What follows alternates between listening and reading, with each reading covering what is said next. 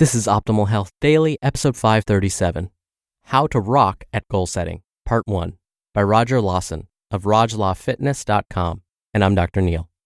Hey there, welcome back to another edition of Optimal Health Daily, or welcome for the first time if you're new here. This is the podcast where I act as your very own personal narrator and read to you from some of the most popular health and fitness blogs online. And today's post is on the longer side, so as usual, I'll read the first half to you today and then finish it up for you tomorrow. And in fact, let's begin today with a little bit of inspiration.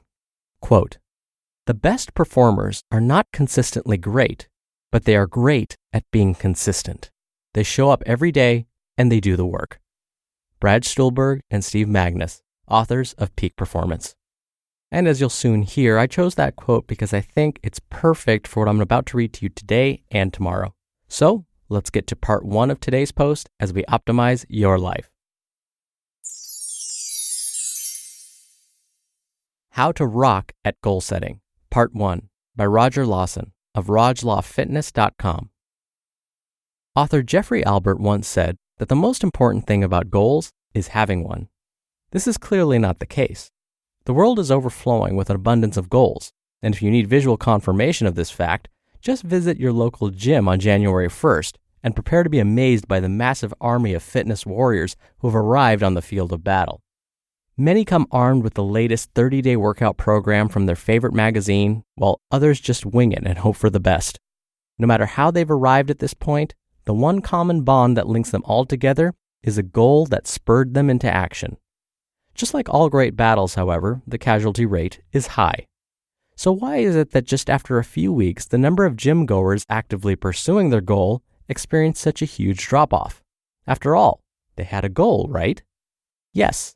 But what they were sorely lacking, and what a large majority of successful people have, was a plan. And a goal without a plan is, and always will be, just a dream. While a plan is important, a realistic plan will exponentially increase the likelihood of your success. And borrowing a few concepts from Edwin Locke, a pioneer of goal-setting theory, can aid you in creating your own plan. In his book entitled A Theory of Goal Setting and Task Performance, Locke and his colleague Dr. Gary Latham outlined 5 key principles that must be in place in order to motivate us to succeed in the pursuit of our goals. Principle number 1, clarity. If it is worth doing, it is worth doing right the first time. But before we can do it right, we must clearly define what it is. Locke's research brought to light the notion that the more clearly defined an objective is, the better the chances are of it actually being achieved. For instance, someone who simply wants to, quote, get jacked has a more ambiguous goal than someone who wants to, quote, increase their front squat by 40 pounds in 8 months while maintaining their current body fat levels. The latter has an exact destination that they are heading towards. And when 4 10-pound plates, or however you want to do the math, have been added to that original weight, the goal has been reached. The former, however, does not. When will his jactitude quotient be met? 20, 40, or even 100 pounds later? Don't hamstring yourself from the start by not giving yourself a clear target to shoot for. Principle number 2, challenge. We must stretch ourselves outside of our comfort zones in order to grow as individuals, and this concept is also critical in setting your plan for success. The less challenging a goal is, the less excited we are about achieving it. The less excited we are about achieving it, the less likely we are to even bother pursuing it. One tip that I learned from financial guru Dave Ramsey is the importance of starting with the easiest goals first. While a goal may not be exceedingly difficult, the importance of building momentum from the completion of smaller tasks cannot be underestimated. For instance, if your goal is to lose 15 pounds in 16 weeks, that initial weight that is lost during the first few weeks of dieting will serve as a sign that you can do it, and as a lesson to reflect on when the rate of loss slows down. By doing so, you'll become more confident in your ability to succeed, which will carry over with you when you begin to tackle more challenging goals. Principle number 3, commitment. This is where most people tend to fall off the wagon, down the hill, and off the side of a cliff. If there's anything that I learned from being surrounded by athletes from all walks of life, it is this: effort and attitude trump all. You can have the best training program or business plan in the world, but if you lack pursuit, then you should expect it to show in your results. I would put my money on the person who has the worst training program known to man, but is willing to try their hardest every day. To be continued. You just listened to part 1 of the post titled, How to Rock at Goal Setting by Roger Lawson of RogLawFitness.com. See, somehow I knew Roger would agree with the quote I shared with you at the top of the show. The best performers aren't those that are consistent at being great, they're great at being consistent. So for example, I've said this many times on this show before.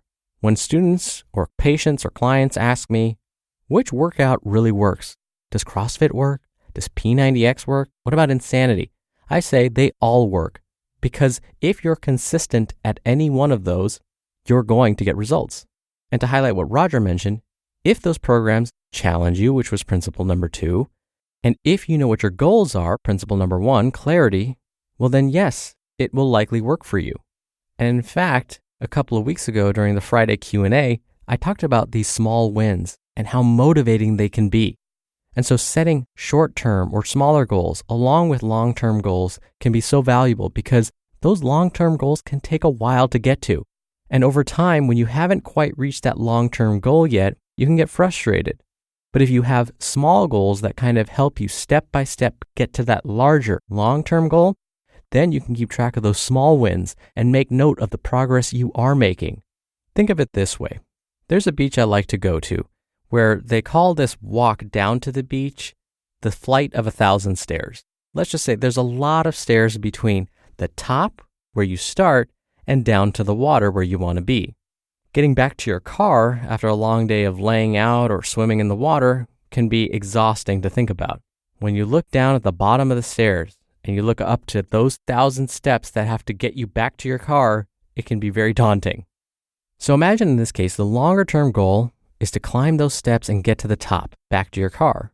But you've got all these little steps in between that separate you from where you are now and your ultimate goal of getting back to your car. As you climb those stairs one by one, you're making small little wins. And then do you ever take a moment sometimes, let's say you're on a hike somewhere, you haven't quite reached the top of the mountain, but you stop for a second and you turn around and look to see how far you've come. Wow, just a few minutes ago, I was way down there. I may not be at the top of the mountain yet, but look at how far I've come up. That's the value of small goals. It gives you that moment to stop and say, wow, I was down there, but now look how high I am already. It's those small little wins, or small little steps in this case, both figuratively and literally, that allow you to take that moment and say, wow, I am making progress. And if I continue, I'm just a few short steps, a few feet away from my ultimate goal. And it's that motivation, it's that realization that will often get you back on those steps or back on that hiking trail to reach the top. So again, those small little wins, don't forget about those. Those can be very motivating. And with that, really quickly, if you want to help keep our podcasts alive, we have many different ways you can help, both financial and otherwise. Come check out oldpodcast.com/support to see how.